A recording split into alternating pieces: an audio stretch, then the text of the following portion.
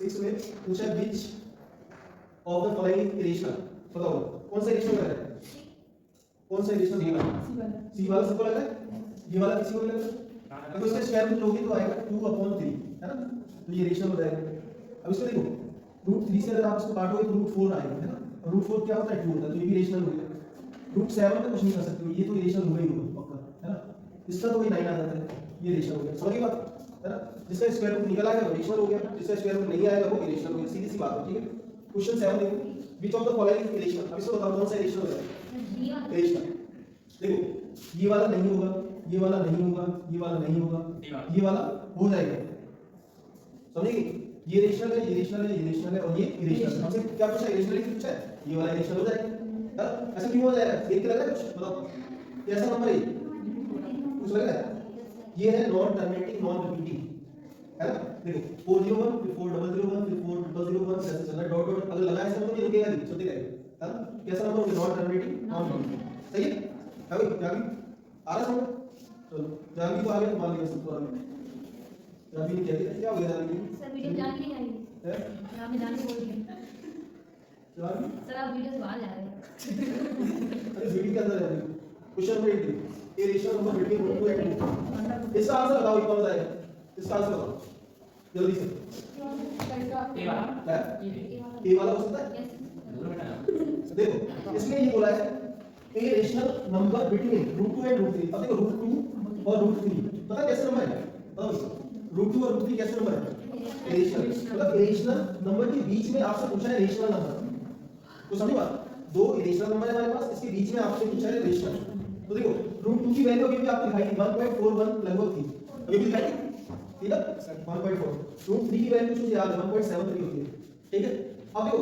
ये भी इरेशनल है और ये भी इरेशनल है, दोनों इरेशनल है। अब इन दोनों के बीच में कोई नंबर नजर आ रहा है, सबसे देखो ध्यान से,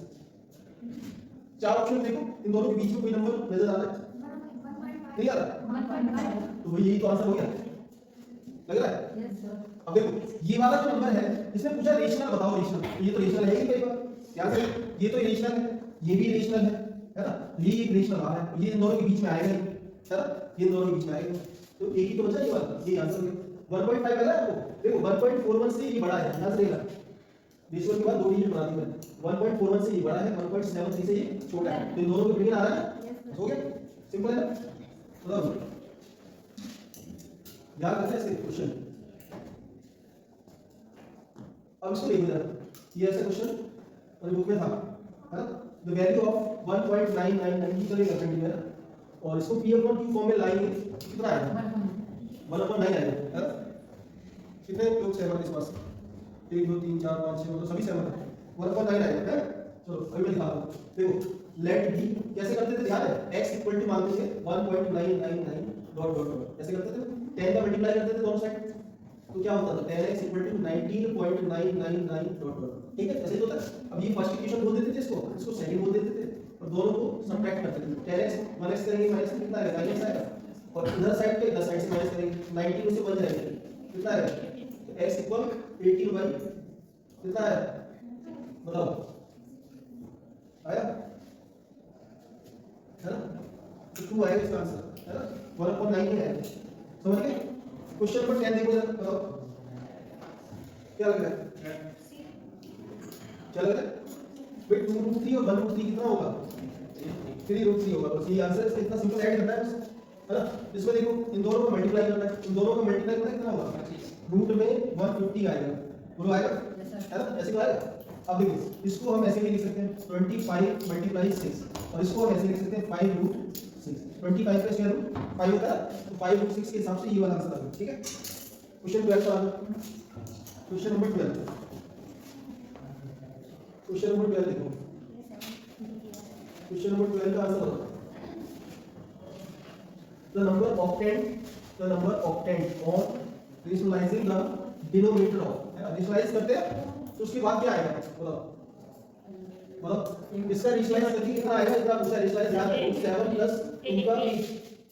√7 + 2 का मल्टीप्लाई ऐसे ही करते हैं, तो ऊपर तो आएगा √7 + 2, नीचे आएगा a - a + b हो रहा है, a स्क्वायर मतलब √7 का स्क्वायर हो गया 7 माइनस 2 का स्क्वायर हो जाएगा 4, तो क्या बचेगा √7 + 2 ऊपर बचेगा, नीचे आएगा कितना 3, ये आंसर आएगा, तो सारा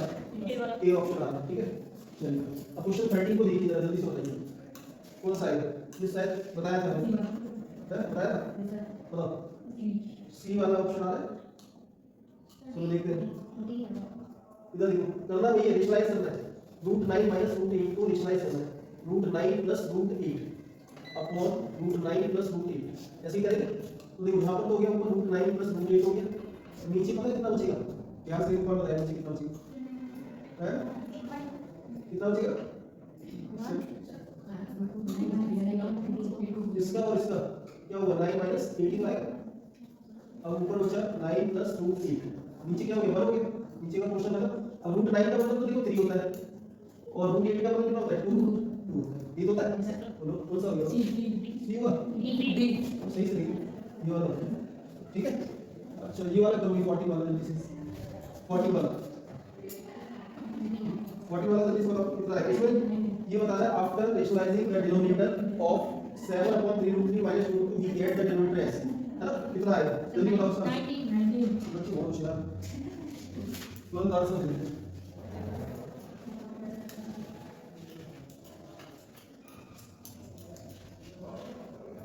तो देखो 19 अगर आएगा तो कैसे आएगा है कोई बात नहीं। देखो 19 अगर आएगा तो कैसे आएगा वो चीज देखते हैं ठीक है देखो करना तो वही है क्या करना है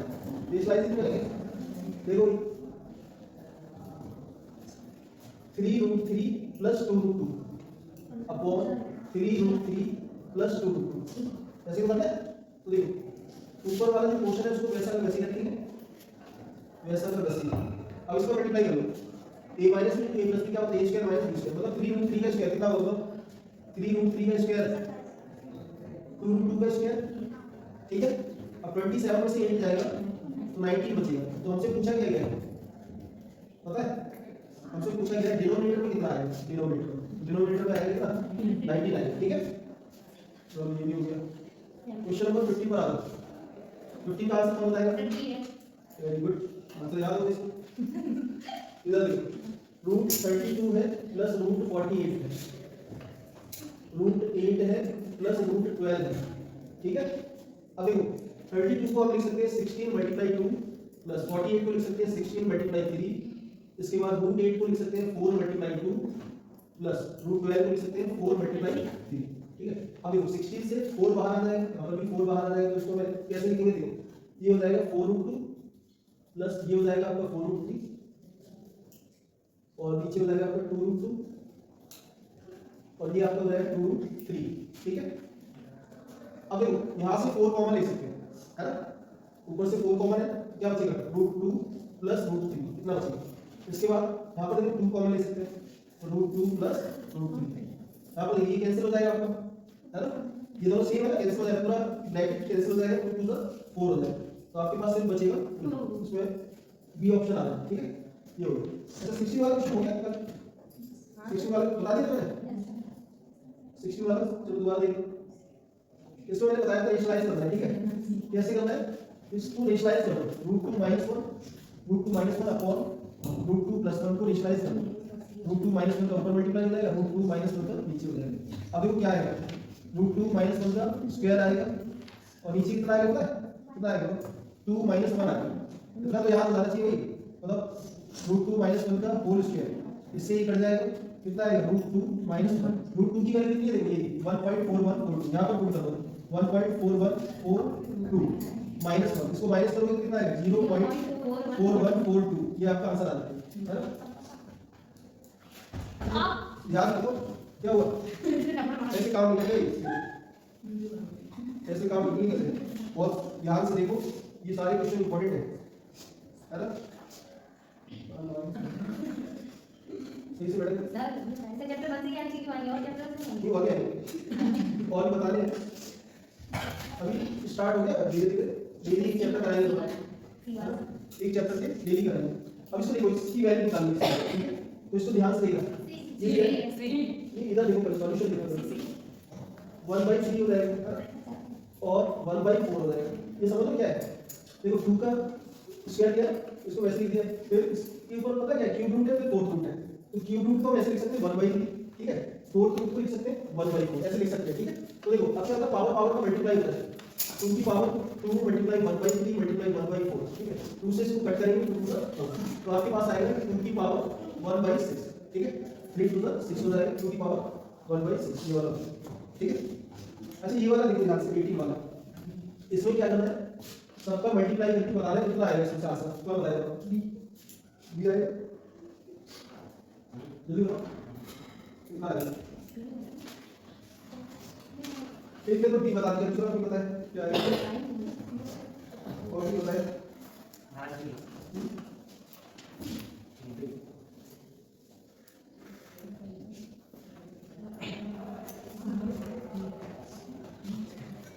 और भी बताओ। सर ऑप्शन क्या रहेगा, डी डी ऑप्शन रहेगा, सही सही बताओ। देखो जैसे अभी बताया वैसे ही करना चाहिए, जैसे देखो जैसे अभी बताया वैसे ही करना। देखो जैसे ये क्यूब रूट का साइन है तो 2 की पावर तो हो जाएगा 1/3, इसको ऐसे लिख सकते हैं, ठीक है। ये 4th रूट है तो 2 की पावर हो जाएगा 1/4, ठीक है। फिर मल्टीप्लाई, ये 12th रूट भी है तो देखो 32 की पावर हो जाएगी कितनी 1/12। यहाँ तक समझ। अब देखो अगला स्टेप क्या है, ये इसको तो वैसे वैसे रख दोगे, है ना, इसको भी वैसा वैसे रख दो। इसको पता है 32 को बोल सकते हैं 2 की पावर 5 बोल सकते हैं,